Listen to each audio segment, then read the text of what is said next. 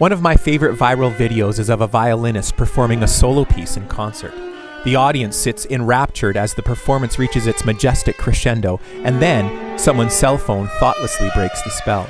We've all been there, but what this maestro does with the interruption is amazing.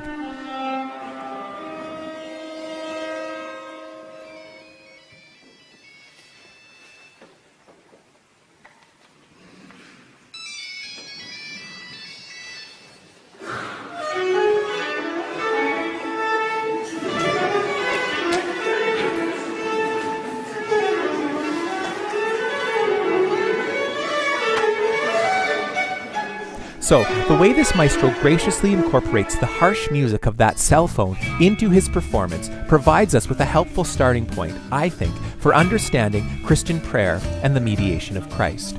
Now, it's a basic axiom of the Christian life that Jesus Christ acts on our behalf as our great high priest in heaven, interceding for us before the Father. Our prayers always come to God in, through, and with the prayers of our mediator, the God-man, Jesus Christ. We see this principle at work in some fascinating ways in the New Testament. Take the well-known Lord's Prayer, for instance.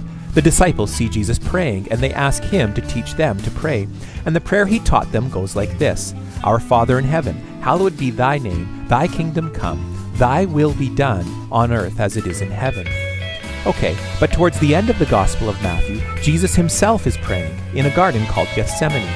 It's right before his crucifixion, and Matthew says that Jesus prayed, My Father, if it is not possible for this cup to pass from me, then thy will be done. Right before his obedience death on the cross, in other words, Jesus himself prayed perfectly the prayer he taught his disciples to pray, that the Father's will would be done. Well, we see the same kind of thing happening in Mark's Gospel from the other direction. In Mark's Gethsemane, Jesus prays these words: Abba, Father, everything is possible for you. Take this cup from me, yet not what I will, but what you will. Now, the word Abba is an Aramaic term for father, one that expresses a special kind of intimacy. But in another place in the New Testament, it's talking about our life with God, and it says this: We are all children of God who have received a spirit of sonship, and by that spirit we cry out, Abba, Father. In other words, by the Holy Spirit, our prayers become part of the one beautiful, trusting Abba, Father prayer that Jesus himself prayed in Gethsemane.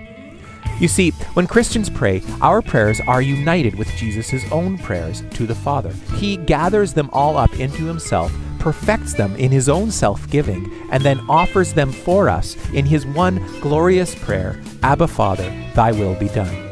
But what does this actually look like? If Jesus prays for us, then does the actual content of our individual prayers mean anything? Well, imagine a violinist performing in the great concert hall that is heaven.